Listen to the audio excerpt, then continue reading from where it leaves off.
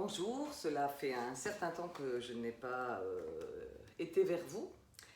Voilà, je me représente pour les personnes qui démarrent avec cette vidéo. Donc je suis gestalt thérapeute, superviseur.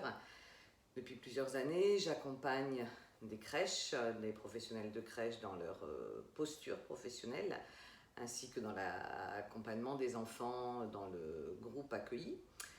J'accompagne aussi en soins palliatifs pédiatriques, donc à nouveau l'équipe pluridisciplinaire. Et donc j'accompagne et supervise des thérapeutes de différentes approches ainsi que des orthophonistes, à la fois sur la clinique et puis donc à la fois toujours sur la posture du professionnel. Aujourd'hui, j'ai envie de vous partager la question du soin de soi. Alors pourquoi cette question? Parce que j'entends un certain nombre de professionnels pouvoir parfois aller loin. J'entends des professionnels parfois épuisés. Et ça me paraît vraiment important de pouvoir regarder, tiens, dans votre vie de tous les jours en tant que professionnel, qu'est-ce que vous introduisez dans votre quotidien pour pouvoir prendre le temps, pour pouvoir respirer, pour pouvoir se faire du bien. Ça peut être vraiment différentes propositions à partir du moment où vous pouvez prendre le temps de vous recentrer sur vous, vous pouvez sentir vos besoins et de regarder en fait comment vous faites pour aller vers la réponse de ces besoins. Pour ma part, par exemple, ça me paraît important chaque matin de prendre un temps de Qigong, de me recentrer, de m'apaiser, de sentir mon corps. Comme au sein de la journée, je peux régulièrement jouer au piano pour me lancer, si je puis dire, même si je ne suis pas du tout très avancée dans le piano, mais quand même. Voilà, et donc de regarder vraiment, et là à nouveau, je m'adresse vraiment autant aux orthophonistes dans la pratique quotidienne de ce métier qui est aussi très chargé en tâches, j'ai envie de dire, diverses, autant dans les relations que dans tout l'aspect administratif.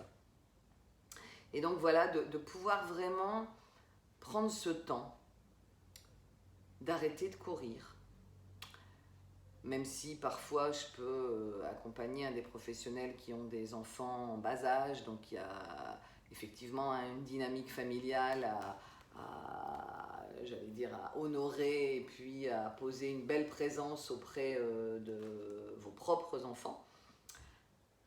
À la fois, comment vraiment, dans ce quotidien si puissant, qui va parfois manger, j'ai envie de dire, ou bien alors aspirer le ou la professionnelle, comment à un moment donné, je me recentre. Ça me paraît important pour ça, et vraiment, je l'expérimente moi-même, de régulièrement pouvoir se donner des rendez-vous avec soi. Ça veut dire que notre agenda, il fonctionne toujours pour l'autre, mais c'est aussi vraiment comment, tiens, moi, je vais me donner rendez-vous avec moi-même. Comment je vais m'octroyer un temps qui peut être parfois très court. Un temps de respiration peut durer quelques minutes. Ça peut être prendre une demi-heure, de se prendre une heure, de faire un temps de méditation, d'aller boire un verre avec une copine, d'aller avec son compagnon ou sa compagne passer un week-end à la mer ou ailleurs. En tout cas, pour vivre un équilibre, il y a au mieux, en fait, nous pouvons être centrés sur nos besoins. Au mieux, à mon sens, on peut être aussi donc en réponse dans notre accompagnement, dans nos accompagnements de tous les jours.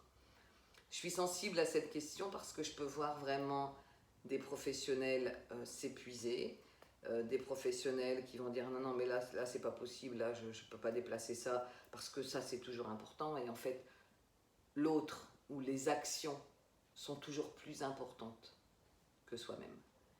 Sauf que pour le coup c'est ce soi-même qui a honoré toute cette pratique professionnelle. Et donc si à un moment donné on tire et on tire et on tire, à un moment donné, on peut toucher le burn-out, puisqu'effectivement, on peut voir dans nos professions un certain nombre de personnes qui ne peuvent plus, qui ont atteint, et vraiment j'ai besoin de réappuyer aussi là-dessus, la question du burn-out, hein. En fait, on tire, on sent qu'on tire, on continue. Et tout à coup, là, ça chute. Sauf qu'au moment où ça chute, on est dedans.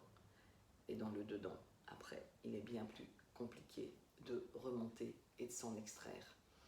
Donc tous ces moments de pouvoir dire « oh là c'est trop, oh là là, oh je suis fatiguée », on peut effectivement le poser soit en couple, on peut le poser en covision, si on a un groupe de covision, on le pose bien évidemment en supervision, pour regarder comment tout ça peut se réguler, comment tout ça peut être pensé pour revenir à soi, et à partir de là, de faire des choix pour pouvoir vraiment dire « oui, j'ai besoin d'être régénéré ».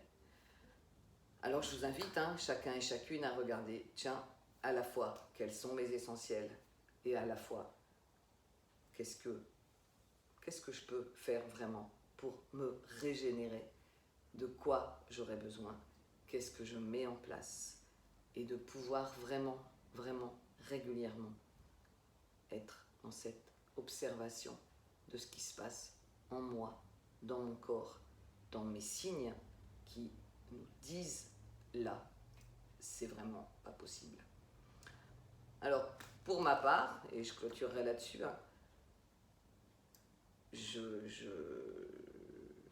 vraiment envie de pouvoir régulièrement, alors c'est ce que je fais on va dire quasiment 6 mois avant un début d'année, tel que septembre, je prends mon agenda, qui est effectivement sur un grand échéancier, et je pose en amont les temps que je veux m'octroyer, par exemple 4 jours tous les autant, ou alors un week-end tous les autant à la mer, mais je dois et je souhaite le penser avant et non pas au moment où je n'en peux plus.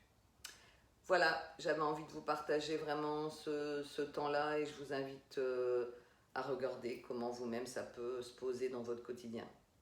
Je vous souhaite une bonne semaine et je vous dis à bientôt. Au revoir.